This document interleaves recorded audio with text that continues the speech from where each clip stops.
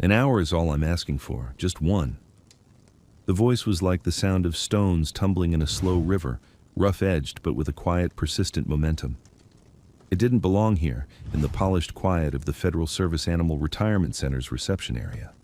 Everything in this lobby was designed to soothe and impress: cool blue walls, brushed steel accents, and a massive silent digital display scrolling through images of heroic-looking German shepherds and Labradors now living happily with smiling families.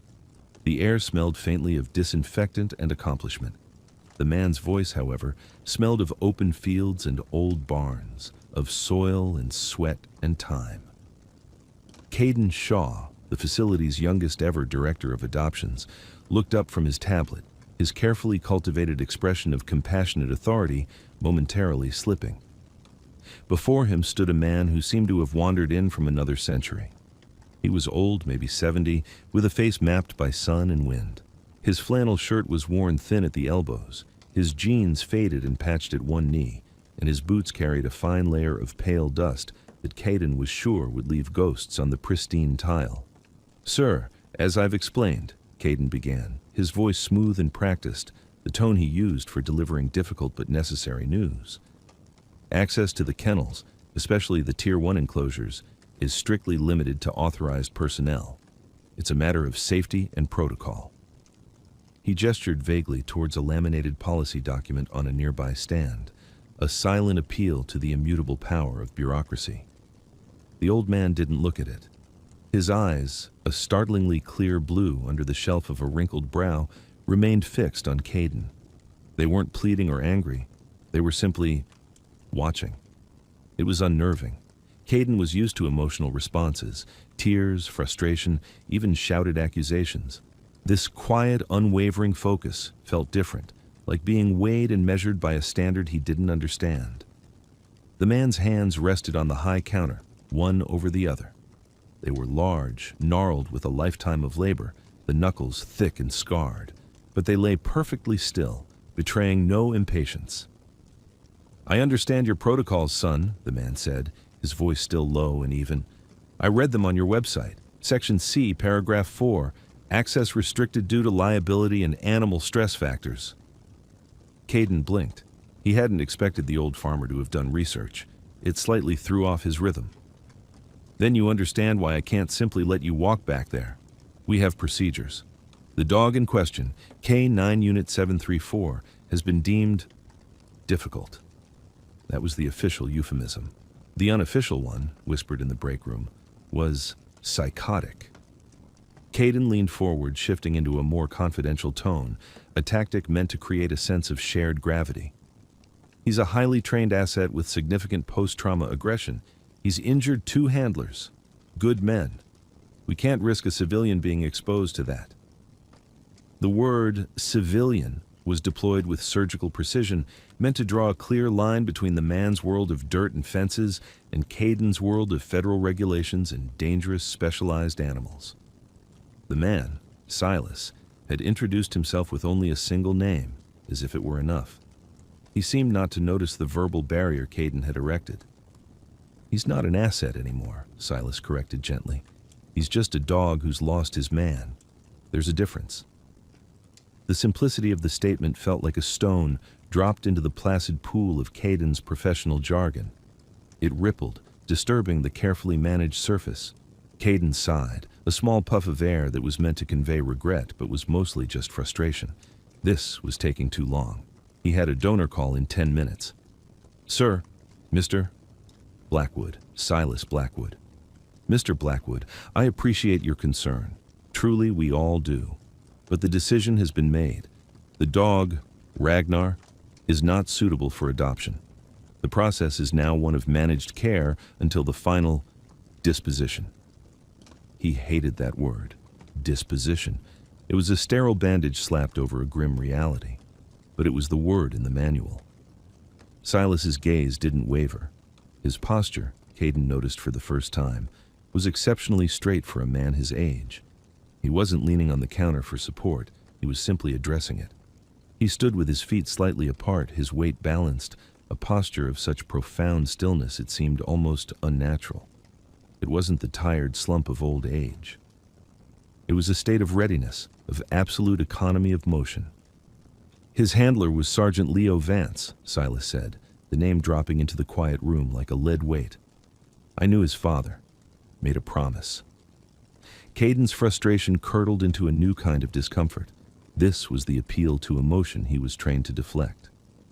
Many promises are made in times of grief, Mr. Blackwood. We can't allow facility policy to be dictated by them. It wouldn't be safe or fair to the other animals. He offered a sad, final smile. I'm sorry. There's nothing more I can do. He turned back to his tablet, a clear signal that the conversation was over. But the old man didn't move. The silence stretched, thick and heavy. Caden could feel those pale blue eyes on him, not with pressure, but with a kind of infinite patience that was far more potent. Finally, the quiet voice came again, unchanged. 1 hour. You can watch from the observation window. He won't touch me unless I say so. The statement was so absurd, so utterly confident, that Caden looked up again, a flicker of genuine disbelief breaking through his professional mask. He saw the old farmer, the worn clothes, the dusty boots. And for a fleeting, inexplicable moment, he felt like he was the one being dismissed. Caden decided to show him, not out of cruelty, but out of a sense of didactic necessity. The old man, this Silas Blackwood, clearly didn't grasp the reality of the situation. Words like post-trauma aggression were just clinical phrases to him. Caden believed that a direct, visceral demonstration would be the quickest way to end this conversation and get the farmer back to his fields. He led Silas down a long, echoing corridor, the scent of antiseptic growing stronger with every step. The sounds changed, too. The hushed efficiency of the front office gave way to a cacophony of barks, whines, and the metallic clang of cage doors. Silas walked with a surprisingly light step for a man his size, his worn boots making almost no sound on the polished concrete. He didn't look at the other dogs in their runs, the hopeful hounds and the anxious shepherds who pressed against the chain link, their eyes begging for attention. His focus was entirely forward, his head still, his shoulders squared. He moved like a man with a destination, not a visitor on a tour. They reached the end of the hall, to a heavy steel door marked with a red sign, Tier 1, authorized personnel only. Caden swiped his keycard with a flourish. This is our high security wing, he explained, his voice taking on the tone of a docent in a museum of dangerous things. These are animals with specialized training and behavioral challenges. We keep them isolated for their own well-being and the safety of the staff. The door hissed open, revealing a shorter, dimmer hallway with only 4 large enclosures, each separated by thick concrete walls. 3 were empty. The 4th, at the very end, contained a storm. The dog, known as Ragnar, was a prime specimen of a Belgian Malinois, all lean muscle and coiled energy, his fawn coat a blur of furious motion. He was charging the reinforced plexiglass front of his kennel, slamming into it with a force that made the thick panel shudder. His teeth, white and sharp, were bared in a silent snarl, saliva flecking the glass. His eyes were wide, intelligent, and filled with a terrifying, bottomless rage. The sound was just as intense, a series of deep percussive barks that weren't warnings, but declarations of war. Caden instinctively took a half-step back. Even behind the glass, the sheer ferocity of the animal was a physical force. That, he said, his voice a little tighter than he intended, is K9 Unit 734. As you can see, he's not receptive to visitors. He looked over at Silas, expecting to see a flicker of fear, a dawning of understanding, perhaps a quiet apology and a hasty retreat. He saw none of it. The old man stood perfectly still, his body relaxed, his gaze fixed on the raging dog. His expression was one of profound, almost sorrowful concentration. He wasn't looking at the teeth or the snarling maw. He was looking at the dog's eyes. He watched the animal's frantic, repetitive movements, the charge, the slam, the retreat to the back corner, the immediate return to the attack. He saw the way the dog's muscles bunched and trembled, not just with aggression, but with a high-frequency tremor of pure, undiluted stress. He saw an animal trapped in a feedback loop of fear and memory, a soldier still fighting a war on a battlefield that existed only in his mind. His handler, Caden continued, feeling the need to fill the silence. Sergeant Vance was killed by an IED. Ragnar was tethered to him. The blast threw him 20 feet. He guarded Vance's body for 3 hours, fighting off anyone who tried to approach, including the medics. It took a full tranquilizer dart to get him onto the evac chopper. He recited the facts from the file, a story he'd told a dozen times to review boards and veterinarians. It was a tragic, compelling narrative. But Silas was not listening to the story. He was reading the dog. His back left leg, Silas said, his voice a low murmur. Does he favor it when he lands? Caden frowned. What? I don't know. The vet cleared him physically. No permanent damage. Watch, Silas instructed, his tone not demanding, but simply pointing out a fact. Every time he hits the glass, he lands harder on the right. He's compensating. There's a memory of pain there, even if the wound is gone. Caden watched, and he saw it. A slight, almost imperceptible hitch in the dog's movement, a fractional hesitation before the left paw took his weight.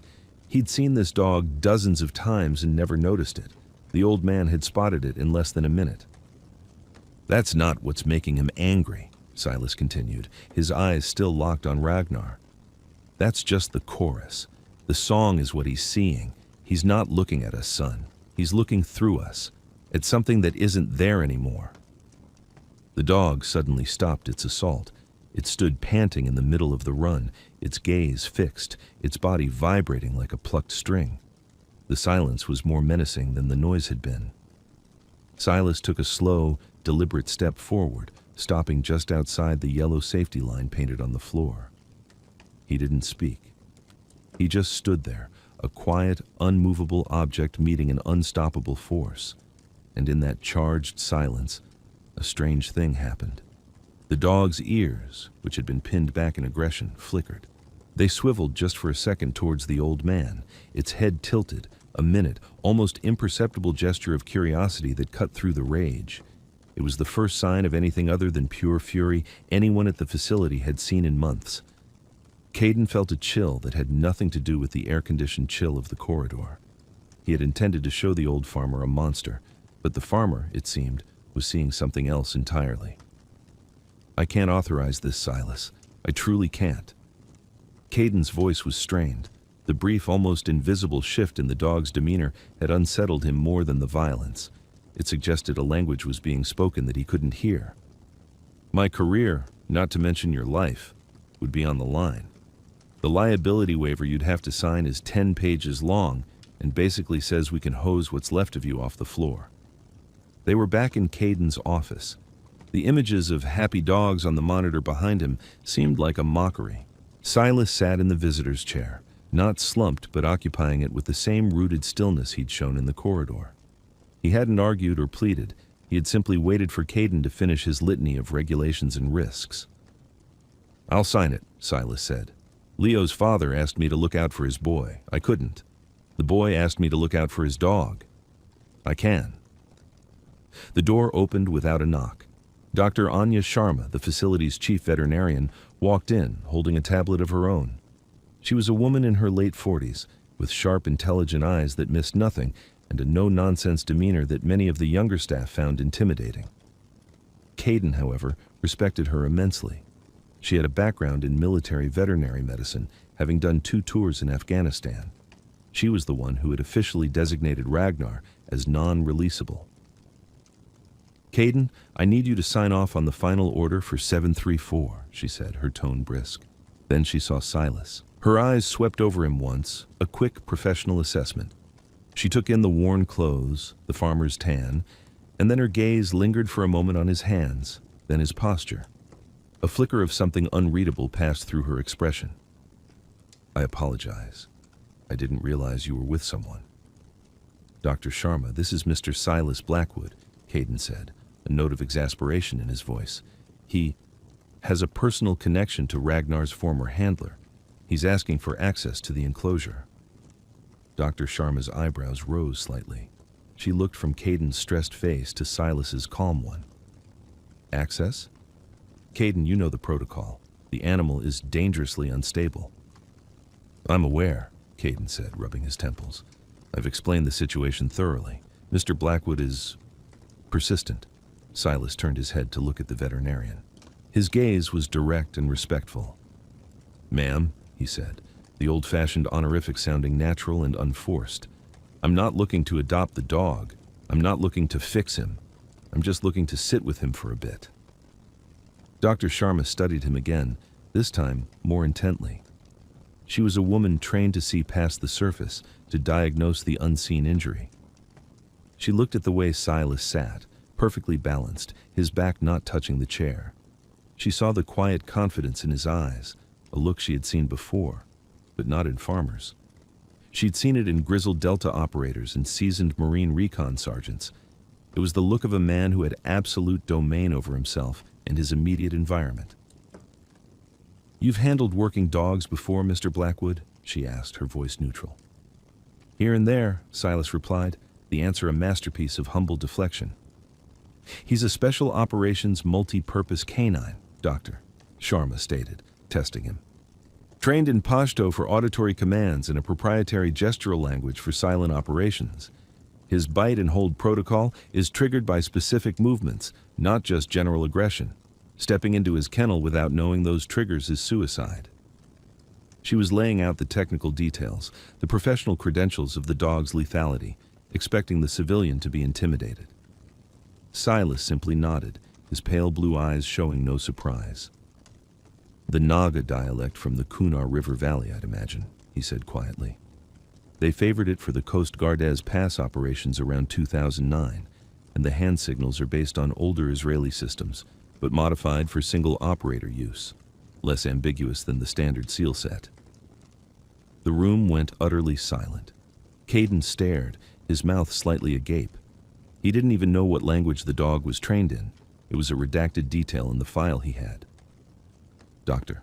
Sharma's professional mask completely dissolved, replaced by a look of stunned, dawning recognition. Her gaze dropped to Silas's hands again, to the thick calluses and the faded white lines of old scars. They weren't just the scars of farm work. She saw the telltale pattern of rope burns across the palms, the kind you get from fast roping out of a helicopter, and a particular scar on his right thumb that spoke of a lifetime spent manipulating the safety on a very specific type of rifle. She'd seen hands like that on the men who were ghosts, the ones who went where others couldn't, the quiet professionals who existed in the shadows of official military records. They didn't wear uniforms. They wore flannel shirts and faded jeans. "Mr. Blackwood," she said, her voice now carrying a profound and unmistakable tone of respect. "What exactly was your relationship with Sergeant Vance?" "I taught him how to read a river for trout," Silas said, "and a few other things." Dr. Sharma turned to Caden, her expression firm. All traces of doubt were gone. "Get the waiver," she said, her voice leaving no room for argument, "and get the full gear kit. Bite sleeve, helmet, throat guard, the works." "You're approving this?" Caden stammered, bewildered. "I'm not," she corrected. She looked at Silas. "He is. But we're going to follow your protocol, Caden, to the letter, for the paperwork."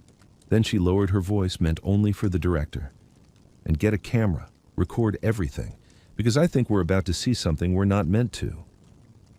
Caden, completely wrong-footed, could only nod. The balance of power in the room had shifted, moving away from his desk and his title and settling squarely on the old farmer, who simply sat and waited as if he knew it would all along. The air in the Tier 1 corridor was thick with tension. Caden stood with Dr. Sharma in the observation booth, a small, soundproofed room with a large window looking directly into Ragnar's enclosure. The heavy steel door to the kennel stood open just a crack. On a bench outside, a full bite suit and protective gear lay in a heap. Silas Blackwood ignored it completely. He stood before the open door, methodically stripping himself of anything that might jingle, clatter, or carry an unfamiliar scent. He took a worn leather wallet from his back pocket and placed it on the bench. He removed a simple, old-fashioned wristwatch with a canvas strap and set it next to the wallet. Finally, he unlaced his dusty work boots, set them neatly side by side, and stood in his socks on the cold concrete. He was preparing, not for a confrontation, but for a ritual. Caden watched, his heart hammering against his ribs. He's not even taking the bite sleeve, he whispered, horrified. This is insane. Dr. Sharma didn't reply. She was watching Silas's hands, the way he moved with an unhurried, deliberate grace. He wasn't entering a cage with a dangerous animal. He was stepping onto sacred ground. Inside the enclosure, Ragnar was a statue of pure malice. He stood at the far wall, his body rigid, a low growl vibrating deep in his chest. His eyes were locked on the opening, his muscles coiled for an explosive launch. The moment the old man crossed that threshold, the dog would become a 70-pound projectile of teeth and fury. Silas took a deep breath, a slow, controlled intake of air that seemed to settle him even further into the ground. Then, he spoke. His voice was not the quiet, raspy tone he'd used in the office. It was a different instrument entirely, a single, sharp command cut through the air. Ashefa. The word was Pashto. It wasn't a command Caden knew, but he saw its effect. Ragnar, who had been gathering himself to spring, flinched, not in fear, but in sheer, utter confusion. His growl hitched. His head cocked, his ears swiveling forward, trying to place the sound. It was a word from a ghost, a command from a life that was supposed to be over. Silas didn't move. He stood just inside the doorway, one hand resting on the frame, positioning his body in a non-threatening, sideways stance. He waited. The dog took a hesitant step forward, the growl returning, but this time it was laced with uncertainty. Dayawa, Silas said, his voice softer now, almost conversational. It's okay. He took one slow step into the enclosure, and then sat down on the cold concrete floor, crossing his legs. He didn't sit like an old man, groaning and leveraging himself down. He folded himself to the ground in one fluid, controlled motion, a movement that spoke of immense core strength and discipline. He leaned his back against the wall, near the door, and then he did the most unexpected thing of all. He looked away from the dog. He gazed at the opposite wall, his profile to the animal, his posture deliberately, profoundly passive. In the world of predators, turning your back is a sign of trust or supreme folly. In this case, it was a message. I am not a threat to you. I am not a challenge to you. I yield this space to you. Inside the booth, Caden held his breath. What is he doing? He hissed. He's breaking the cycle, Dr. Sharma murmured, her eyes wide with fascination. Ragnar is trapped in a threat response loop. He expects a challenge, a man in a uniform, a catchpole, a bite sleeve. He expects a fight. Silas is giving him nothing. He's a blank space, a question the dog doesn't know how to answer. For a full 5 minutes, nothing happened. Silas sat, as still as a stone carving, his breathing slow and even. Ragnar paced at the far end of the kennel, the low growl a constant rumbling engine. He would dart forward, then retreat, his mind warring with itself. His training screamed that the man was an intruder, but his instincts were receiving a completely different signal. The man smelled of earth and wood, not of sweat-borne fear or aggression. The man did not stare, which was a challenge. The man did not posture, which was a threat. He simply was. Slowly, cautiously, the dog began to investigate. He crept forward, his belly low to the ground, his nose twitching, deciphering the story of this strange man. He smelled the dust of a farm, the faint scent of hay, the ghost of motor oil, and something else, something old and faint but unmistakable under it all, the smell of cordite, gun oil, and dried blood. It was the scent of his first man, of Leo, the scent of work, the scent of home. Ragnar reached Silas's outstretched leg. He sniffed the worn denim, his nose working furiously. Silas did not move a muscle. He didn't speak. He didn't even seem to breathe. The dog nudged his knee with its wet nose, a tentative, questioning touch. Then, the growling stopped. It didn't just fade away, it switched off as if a circuit had been broken. Ragnar whined, a high, thin sound of pure confusion and grief. He looked at the man's face, then nudged his hand, the one resting on his knee. Slowly, as if waking from a long dream, Silas turned his head. His pale blue eyes met the dog's intelligent brown ones. There was no fear in his gaze, only a deep and sorrowful understanding. Da Yawa, Oscar, he whispered. It's okay, soldier. And then, using only his fingers, he began to make a series of small, intricate gestures against his leg. They were not pets or scratches. They were signals, a tap-tap drag, a two-finger press, a circling motion with the thumb. It was the silent language, the proprietary code of their shared secret world. In the booth, Caden watched, utterly mesmerized, as the dog's entire body language transformed. The rigid posture softened. The tail, which had been clamped down in stress, gave a single hesitant wag. And then, the great animal, the monster that had injured 2 men and terrified the entire facility, took another step, curled up beside the old farmer, and laid its head in his lap. Silas's gnarled hand came to rest on the dog's head, his fingers finding a spot behind the ears that he seemed to have known his whole life. The soldier had come home. The silence that followed was more profound than any sound. Caden stared through the plexiglass, his mind struggling to process the scene before him. The beast, the untamable monster of Unit 734, was gone. In his place was a dog, just a dog, resting his head in the lap of an old man, his eyes closed, a soft sigh escaping his chest. The only movement was the slow rhythmic stroke of Silas's hand over the dog's powerful shoulders. It was a scene of such impossible peace that it felt like a dream. Caden felt a strange mix of emotions, overwhelming relief, profound confusion, and a sharp, stinging sense of his own inadequacy. He had seen a file, a set of behavioral problems, a liability. Silas Blackwood had seen a grieving soldier. How? Caden finally managed to breathe, his voice barely a whisper. He turned to Dr. Sharma, needing an explanation, a framework to contain the miracle he had just witnessed. Dr. Sharma's eyes were glistening. She, who had seen the worst of what war does to both men and animals, looked as if she were seeing a ghost. "You just watched a master at work," she said, her voice thick with emotion. "What he did in there, that's not something you learn in a handling course. That's a language learned over decades, in places you don't read about in the news." She pointed a trembling finger at the window. "Look at his hand movements. Even now, it's not just petting. It's a decommissioning protocol. He's telling the dog, 'Your watch is over. You are relieved of your post. Stand down.' He's using touch to communicate what commands no longer can." She tapped on her own tablet, pulling up a heavily redacted file she had access to, one Caden had never seen. The hand signals he used earlier, the ones based on the Israeli system, they weren't just for sit or stay. They were for things like identify explosive compound, or silent perimeter check, or confirm hostiles neutralized.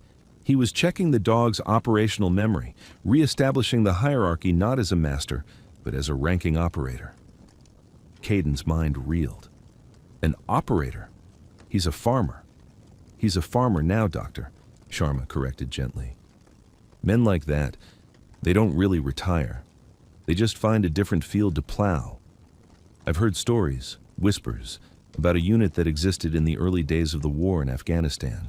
They didn't have a name. They were ghosts. They went in deep with just a dog and a local guide for weeks at a time. They called the handlers shepherds because they led their flock through the valley of death. They wrote the book on this stuff. They were the book. She zoomed in on the video feed, on Silas's face. The Pashto he used, Ashefa. It doesn't just mean stop or halt. In that specific military dialect, it's a check phrase. It means, who are you? The correct response isn't a word, it's a posture. The dog was supposed to go into a passive search stance, but Ragnar is traumatized. His response was broken.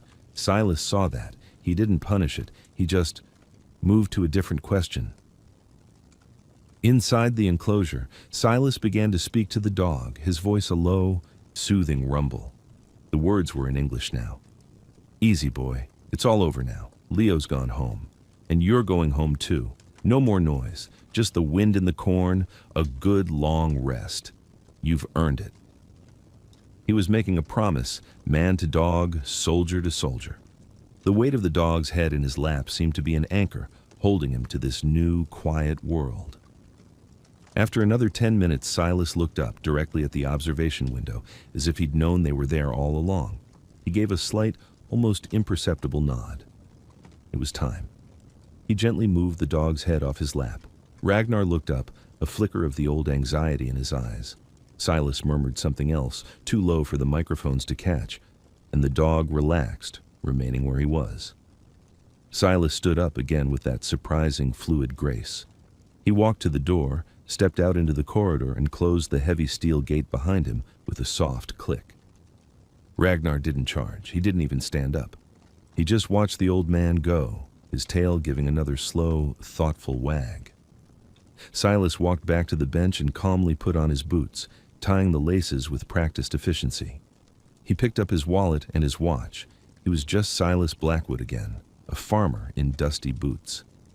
He turned to face the observation booth. Caden, feeling a sudden urgent need to get out of the sterile box, fumbled with the door handle and hurried out into the corridor, Dr. Sharma right behind him. He stopped a few feet from Silas, his mind a jumble of questions he didn't know how to ask. How did you, he stammered. Silas looked at him, and for the first time, a small, weary smile touched the corners of his lips. He's a good dog, he said simply, as if that explained everything. He just needed someone to tell him the war was over. Sometimes, the last order you give a soldier is the most important one, the one that tells him he can finally come home. The simplicity and depth of the statement left Caden speechless. He had been so focused on the dog's aggression that he had never once considered its grief. Caden finally found his voice, though it was humbled and quiet. The paperwork. I don't know how to classify this. A standard adoption form doesn't seem right. He felt foolish even saying the words. His entire world of forms and protocols had been rendered meaningless in the space of an hour. He looked at the man before him, no longer seeing just an old farmer, but a figure of immense hidden authority. He was out of his depth, and for the first time in his professional life, he was wise enough to admit it. "What do we do now?" he asked, the question directed as much to Dr. Sharma as to Silas. It was a genuine plea for guidance. Dr. Sharma stepped forward, her expression one of deep respect for the old man. "You classify it as a continuity of care transfer to a specialist handler. I'll co-sign it. There's a provision for it in the federal mandate, Section 11. It's for situations where a canine's operational security and psychological needs exceed the capacity of a standard facility." She glanced at Silas. "I assume you have the necessary credentials, Mr. Blackwood." It was a test, a final piece of the puzzle. She was asking if he was, officially, who she suspected he was. Silas met her gaze, a silent conversation passing between them. He gave a slight nod. "They're old," he said, "and probably buried in a file somewhere no one's looked at in 20 years, but they're there." That was all the confirmation she needed. She turned back to Caden. "Draft the transfer, Caden, effective immediately. Waive all fees and waiting periods. I'll handle the justification report." Caden nodded, a sense of clarity cutting through his confusion. This was a process he understood. Paperwork. He could do that. He looked at Silas, the awe still fresh in his mind. "Is there anything else you need? A vehicle transport cage? We have military spec models." Silas shook his head. "My truck will be fine. He'll ride in the cab with me. He's earned that." There was a finality in his tone that brooked no argument. He looked past Caden, down the hall towards the enclosure where Ragnar now sat patiently, watching the door. "I'll just need a leash." The request was so simple, so profoundly ordinary after the extraordinary events that had just unfolded. A leash. Caden felt a lump form in his throat. He had been ready to authorize the dog's death, and all the dog and the man needed was a simple leather strap to walk out into the sunshine together. "Of course," Caden said, his voice husky. "I'll get one myself." While Caden went to retrieve the leash, Doctor Sharma spoke quietly with Silas. "The tremors," she said. "From the blast. They'll get worse when he's tired. And loud noises, thunderstorms, fireworks. They'll be hard for him." "I know," Silas said. "My place is quiet, miles from anyone. The only loud noise is the wind. We'll be all right." "If you ever need anything," she offered, "veterinary consults, medication, You call my personal number. No charge. Ever. It was a gesture of profound professional courtesy, an acknowledgement of a debt she felt was owed. Thank you, ma'am, Silas said with genuine gratitude. I appreciate that. Caden returned with a brand new leather leash, the finest the facility had. He handed it to Silas, feeling like he was passing a baton in a relay he hadn't known he was running. Silas took it, his gnarled fingers testing the strength of the stitching with an expert's touch. This will do just fine, he said. He walked back to the kennel door, Caden and Dr. Sharma following at a respectful distance. He unlocked it and swung it open. Ragnar, he said, his voice calm and clear. Kel, come. The dog stood, stretched, and walked calmly to his side, sitting perfectly by his left leg, his eyes fixed on the old man's face, waiting for the next command. Silas clipped the leash to his collar. There was no lunging, no barking, just a quiet acceptance, a readiness. As they walked back down the long corridor, the other dogs began to bark again, a chaotic chorus of hope and loneliness. Ragnar ignored them completely. His focus was singular. It was on the steady, calm presence of the man whose hand held his leash. His shepherd had come for him. The war was finally over. They reached the main lobby. The digital screen was still scrolling through its silent, perfect stories of adoption. Silas paused at the door, turning back to Caden. He looked at the young, ambitious director and saw not the arrogant bureaucrat from an hour ago, but a man who had been willing to bend when he saw a truth larger than his rules. You run a clean facility, son, Silas said, the compliment simple and sincere. You care about the animals, but you can't learn what a dog like this needs from a file. You have to learn it from the dog. Caden nodded, humbled. I see that now. Thank you, Mr. Blackwood, for everything. Just Silas, the old man corrected gently. He pushed the glass door open, and he and Ragnar stepped out into the bright afternoon sun. Caden and Dr. Sharma watched them go. They saw the old farmer and the powerful dog walk across the parking lot to a faded, slightly dented Ford pickup truck. Silas opened the passenger door, and Ragnar hopped in, settling onto the bench seat as if he'd been doing it his whole life. Silas walked around, climbed into the driver's side, and a moment later, the truck rumbled to life. It pulled out of the parking lot and turned onto the main road, heading out of the city towards the open country until it was just a speck in the distance. Caden stood there for a long time, the empty leash still feeling heavy in his mind. He had started his day managing assets and liabilities. He was ending it having borne witness to an act of profound grace, a quiet rescue mission where the only thing being saved was a soul. He had a lot of paperwork to do, but for the first time, he felt like he finally understood what his job was really about.